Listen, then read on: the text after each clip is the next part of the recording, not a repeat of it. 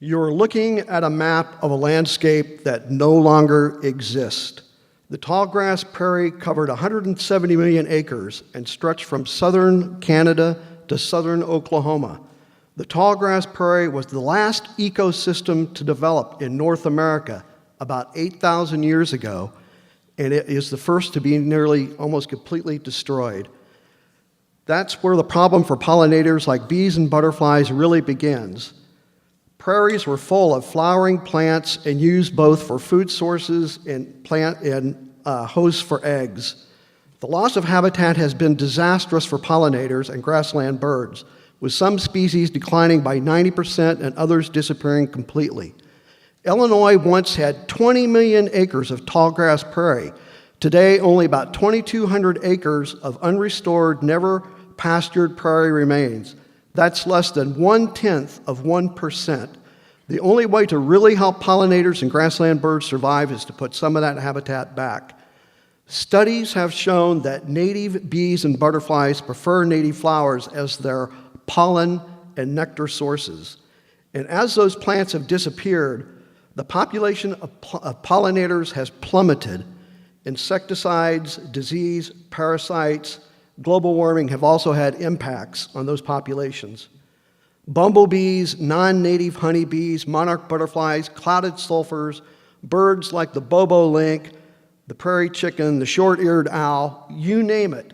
What was once common on the prairie has become increasingly uncommon. Pollinators are crucial to our food supply. About 30% of all the food we eat, nearly everything in your garden, needs to be insect pollinated, especially by bees. And planting native flowers, flowering prairie plants near gardens makes for a healthier and more plentiful pollinator population. Besides the crucial role in pollination, there is another reason to help increase the population of pollinators. The flash of the orange wings of a monarch in flight, watching it flutter from flower to flower, gathering nectar.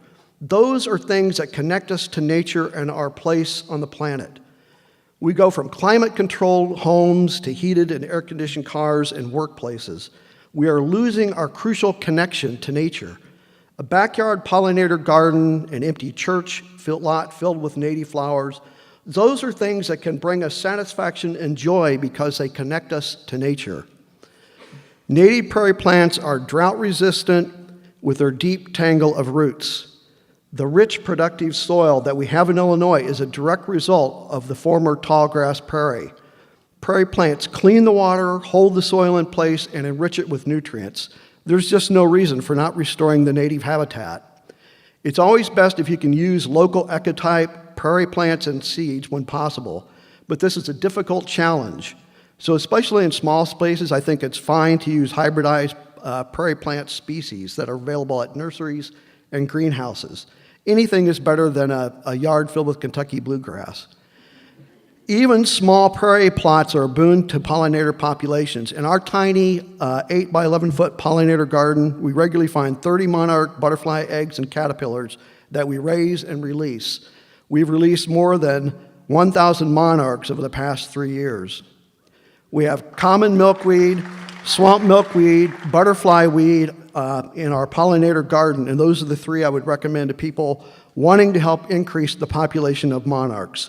But there are other native plants that are extremely important to all species of butterflies, bees, and moths. Native prairie flowers include coneflowers, prairie blazing star, black-eyed Susan, spiderwort, bee balm, compass plant, prairie dock, ironweed. There's a long list of great nectar flowers.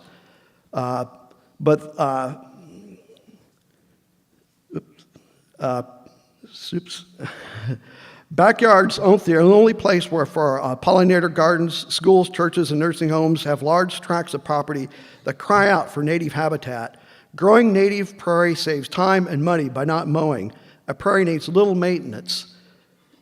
Roadside prairies and pollinator gardens attract 5 times more butterflies than grassy roads and yards. They attract 4 times more bees, and where you have insects and seed, you have more grassland birds. This tiger swallowtail is on one of my favorite prairie flowers, blazing star. Seeding roadsides with native prairie plants provides crucial habitat in our natural areas for pollinators and grassland birds.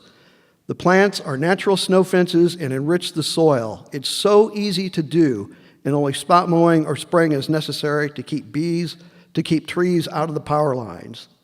Sometimes farmers don't even have to sow seeds on a roadside because the soil still contains native prairie seed stock if only given the chance to grow. Not mowing means less wear and tear on equipment. Farmers can devote their time to other issues. Besides, mowing is the #1 cause of farm-related injuries.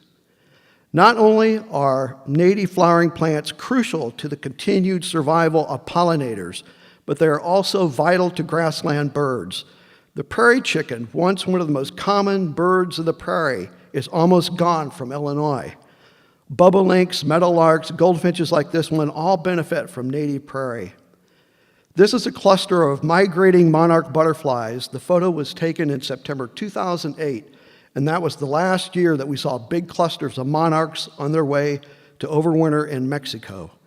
The population of the monarch has declined largely because of habitat loss. Putting back little bits and pieces of native tallgrass prairie can have a huge positive impact on wildlife. Humans are the guardians of the planet. It is in our hands whether the natural world that we are part of disappears or grows and thrives. Thank you.